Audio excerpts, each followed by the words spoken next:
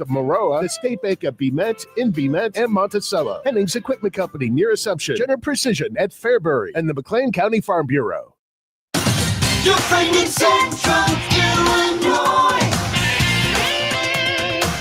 WHOW. It's the WHOW Morning Show. I'm your host today, Ben Hubbard. The WHOW Morning Show streams to Facebook and YouTube, courtesy of Peterson Insurance, your Pekin insurance agent in Clinton. My guest in studio in this segment, Henry Kraft with the University of Illinois Extension. Henry, how you doing today? I'm good, Ben. How are you? Good. It's always good to catch up, and I appreciate you taking time for me today. Absolutely. I feel like it's been a little while. I know. Well, I got to see you quite a few times over the summer, which was exciting. You were out at the DeWitt County Fair. I feel like I saw you a bunch of places. Let's just do a little recap of your summer real quick while we're on it. Let's do it. So yeah, we had a busy summer doing lots of fair-related, show-related things. So We got the horse show in the first weekend in July, and then we had the general projects and livestock show, which was a huge hit. Mm-hmm. We had upwards of 2,000 attendees for the DeWitt-Macon-Piatt County show, and it was just a blast. We had a lot of kids that were excited to show off their hard work for the year, and lots of and that's including general projects and their livestock projects. So it was just a really great summer. Yeah. How were your guys' program numbers as you hit the end of the year? Yeah, honestly, I mean, if I said we crushed it, that would not be very humble. Yeah. We counted in direct contacts. And so we've got upwards of 5,000-6,000 just in this year on our team. I would say we went higher than that. And so we just had a lot of youth impacted by 4-H programs, and it's been a really successful year. So. Yeah. Awesome. Well, we're just about at the start of the new 4-H year, or it's actually already started, correct? Yeah. So we started again on October 1. And so all our clubs are gearing up. So Z Suite is open, and Z Suite is our program for families to get registered for new clubs. And we are inviting everybody, if you got grandkids, you got kids ready to kind of start that 4-H journey, this is the time. This is when everybody's kind of starting fresh for the year. And if you are interested in kind of finding out about the clubs in your county, feel free to give us a call. You can ask for me personally, and I'd happily talk you through what clubs are what and what exactly you're looking for, and we can get you hooked up with the right place. Yeah. So what does this kind of early time of the 4-H year look like for kids? What kind of things are going on at the meetings? Yeah. So, I mean, we're starting again, like a new complete year. So a lot of your traditional clubs, they're in this first month, they're starting to get into some regular programming. They're electing leadership boards, so president, vice president, things like that. And if you're in a spin club, which is a special interest club, you're getting straight into whether it's woodworking, whether it's Lego bricks or anything. You're starting through that actual learning process straight out of the gate, ready to go, and you're just getting all set for the year. Yeah. So what does that transition look like? You said that there are a lot of chapters and clubs are electing their officials. A lot of kids are graduating and aging out. What does that kind of, maybe it's too intense of a phrase to say transition of the guard, but what does that look like? Yeah, the changing of the guard, indeed. We encourage, part of 4-H is building leaders, right? So our campaign nationally is Beyond Ready. And so part of that is building leadership skills. And so depending on the club, you've got youth as young as 11 or 12 that are taking on leadership roles. And so they get to intensely get in and figure out what it looks like to be on a board, to, whether it's Parley Pro, whether it's keeping a budget for the treasurer, whether it's, making sure that younger kids have that investment and that involvement with VP or activities director. So there's lots of things that kids can do. So yeah, you're right. Like at the end of the year, a lot of the older youth are moving on to, hopefully it's college. So, as you age out. And so, we're always trying to build up those younger youth so they can come in and also have their chance to make an impact on their club and the county. Yeah, definitely. Well, it's not too late to get signed up for 4-H. Tell us a little bit about getting signed up. What are the costs? What does that look like? Yeah, so 4-H generally costs $20 per youth, and there is a cap on families. I believe it's if you have over 3 kids, it caps at $60. Nice. And then there's no more cost. And so if you've got 10 kids, it's still the same price. Wow. And so, but yeah, it's $20 per youth, and they can log on to the website, so extension.illinois.edu/DMP, and find information for Z Suite. If you have trouble finding that, which no big deal, you can give us a call and we can point you to the right place. But you just register on Z Suite and we get your information, and then hopefully before that you give us a call, and then we can help guide you to the right club for you. We do encourage you to try a couple different clubs, just to get a feel, because each club's got its own kind of culture and life. But yeah, we opened Z Suite on October 1 for the 25-26 4-H year. And yeah, if you sign up before December 1, you get a free t-shirt. There you go. So you know what? Free t-shirts. I can't pass on that. And those DeWitt County dues are covered, correct? Yeah, actually, to my knowledge, last year they were for sure. And to my knowledge, we're continuing that this year with the DeWitt County Foundation Board. Awesome group that really care about the youth in our county, and they've invested in that program again. So, great. Well, I apologize for jumping back a little bit, but you had mentioned a big piece of 4-H is teaching those leadership skills. And before we jumped on, you told me that you guys have started a new teen leadership council. So let's dive into that. What is that teen leadership council, and what does putting it together look like? Yeah, so myself and my counterpart in Macon County, Haley Jones, who is the other youth development educator, we got to thinking about it in the spring and just thought, man, we haven't had a federation for some time, which is an older model of like a leadership council. And we didn't really have ambassadors, but we really wanted to get into focusing on that leadership dynamic and having youth have an outlet within our unit to flex some of those leadership muscles. And so we got together and planned a curriculum and planned a meeting, and we reached out, and by application, we asked some of our older youth. So we're opening it to 7th graders and up. Nice. So those 7th and 8th graders are kind of apprentice leaders.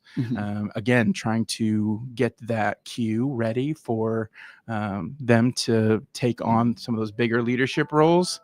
And we have 20 youth from across the unit. So that's DeWitt, Macon, and Piatt County. And we're going to start meeting monthly on Sunday evenings and Sunday afternoons, I should say. And we're just going to get them invested in our 4-H programming in a bigger, broader way. And so what that does is it allows us to create a local sandbox or training ground for those youth to then go on to a regional or state level for leadership. So we're preparing them now for some of the bigger opportunities that can even come as they mature in their leadership. So what are those leadership projects and those leadership opportunities that the kids are going to get look like, specifically? So for example, one thing that's coming up and that we're going to be getting some investment in is our annual awards banquet, or annual banquet for 4-H. And they're going to, our goal is for them to take ownership and lead the announcing. So again, we're strengths based and we're, growth mindset here. So we want to find the youth that really thrive in public speaking and they're comfortable with it, or maybe they just want to grow a little bit more, and so we provide them that opportunity. So we'd love to get them up front, and so they can share with and kind of showcase their abilities in front of the unit parents and youth.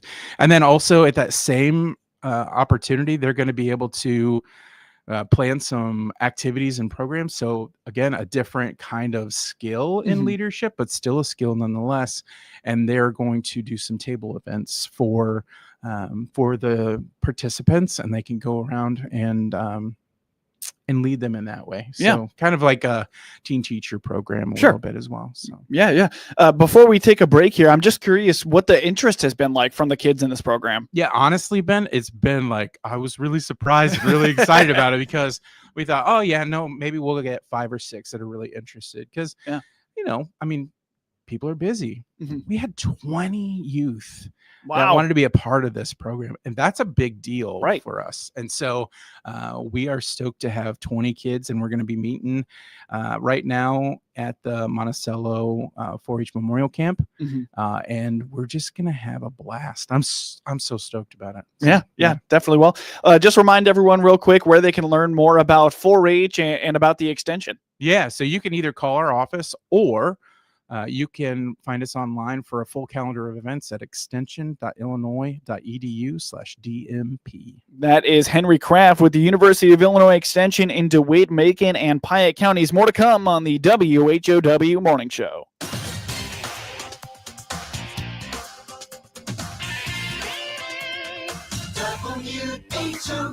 WHOW. Mark 30.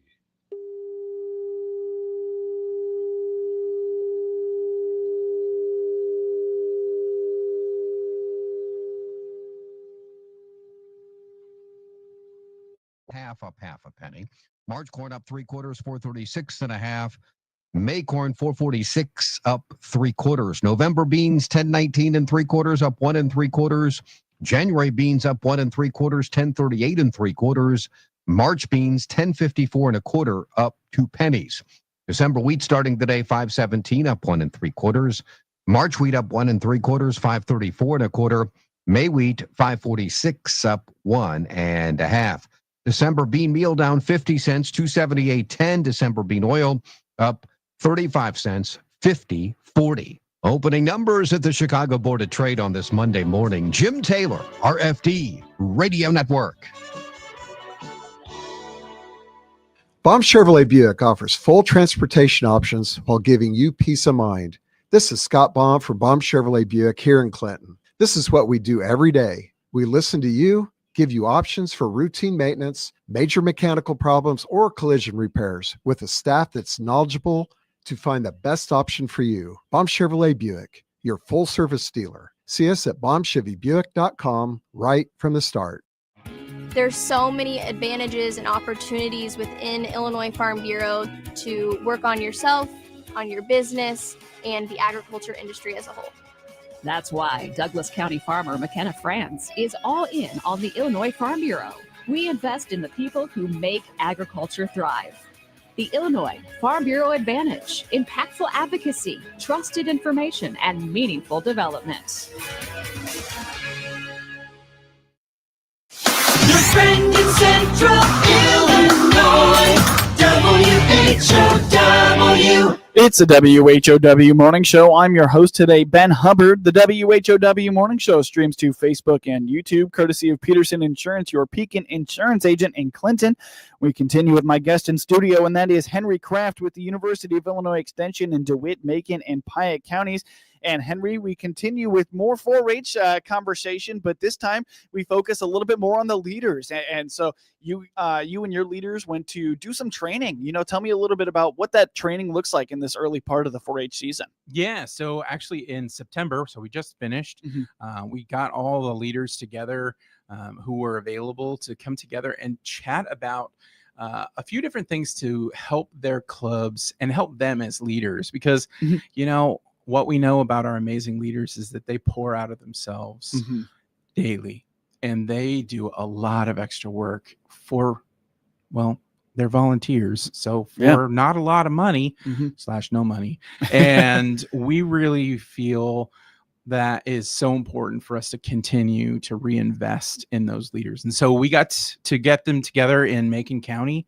That's Macon County is really our best and nicest meeting space. And so when we get together with all of our leaders, we have a great place there. And so we got them to come together, and we did a 4-hour workshop retreat where youth leaders, club leaders, got to kind of ideate their upcoming year. And we had some training specifically between myself and Haley Jones. We led 3 different segments, one on the 4-H thriving model, which is kind of our homegrown 4-H theory for how youth develop and how to do that positive youth development piece. And so we got to teach on that, which a lot of leaders, it's always good to review that model and make sure as we're getting into the next year, we're offering our youth our fullest selves. And so we did the 4-H Thrive model and also club vibrancy, which is really just a fancy way to say, how do we make our clubs worthwhile? How do we make them a learning and hands-on model for our youth? Because that's what 4-H is about, is that hands-on learning. How do we make it learning, but also engaging and fun? So that's the club vibrancy. And then also youth voice and choice. So that's kind of an internal buzzword for that youth adult partnership. And so 4-H isn't a program that it was created to be adult led. It's adult shepherded, if you will, maybe guided. But it's really meant to be youth run, a youth led club, youth led program. And so we really encouraged our club leaders to really think critically about, okay, how is it that we're encouraging, again, those youth leadership skills and muscles? So it's not just enough to learn how to keep a budget. It's not enough just to learn how to run a meeting with Parley Pro or whatever, however you lead a meeting. Really taking it to that next step and taking ownership over that club experience. And so we got to have some really great conversations and have some really great planning times for just the start of the year. And so I am expecting and looking forward to really great things with our local clubs, because we had a lot of great investment from DeWitt County, and just our whole unit has some amazing leaders that, and some of them have been doing it for a really long time. And so just that time to come together and refresh is really powerful. Great. And it's always good to be able to share ideas and things like that. And always looking for ways to improve your guys' programmings. And I apologize. I'm going to switch gears a little bit here, because I want to make sure we have enough time to get to our new topic, and that is a new curriculum within 4-H. Tell me a little bit about this new curriculum. So new this year off the presses is a homegrown curriculum it's called Creating with Building Bricks. And so that's code for, there's a certain brand that has Plastic interlocking bricks. blocks that is a big name. And so it's very similar to that. And so this program series is a project, but it's also can be picked up by a leader to do kind of a club focus or a spin club, that special interest club.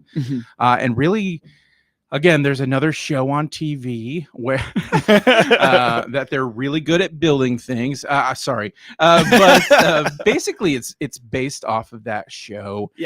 And youth are really trying to free build. So we're not building from kits. We're not following instructions. It's really a pure expression, artistic expression. A lot of times, whether they're making portraits or they're making, like Van Gogh's Sunday Morning, I believe it is, with the dot painting. You can say, I'll believe you. I think so. I think that's what it is. Fact check me, folks. Anyway, so like basically they use the little dots and they make a very pixelated version.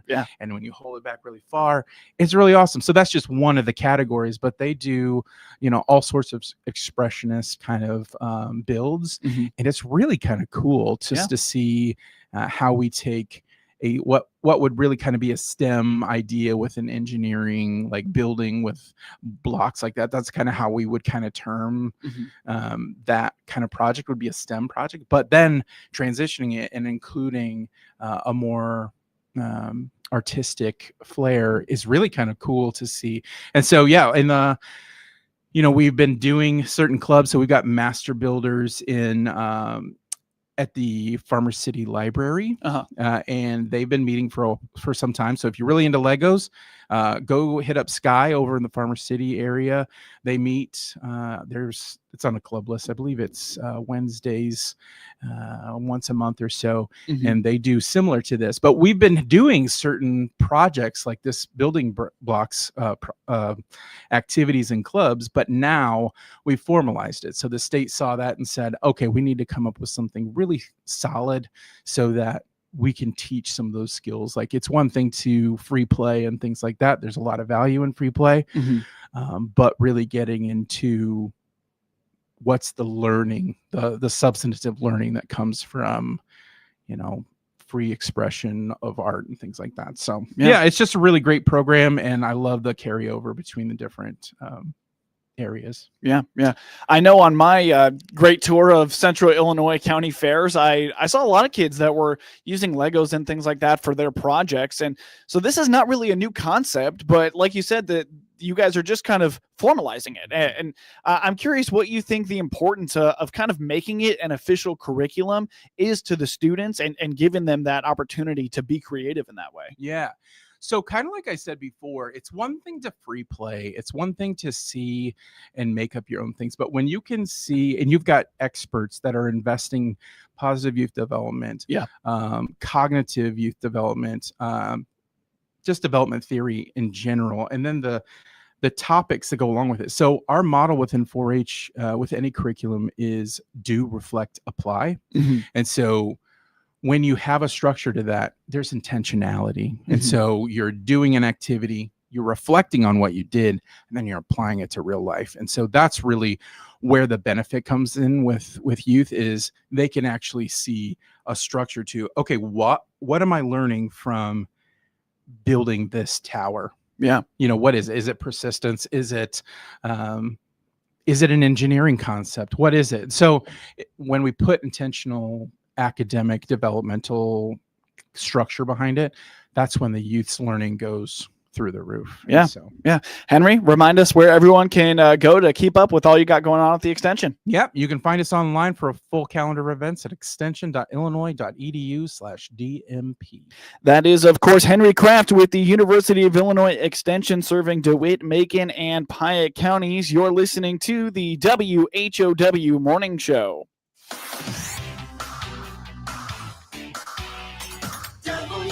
WHOW.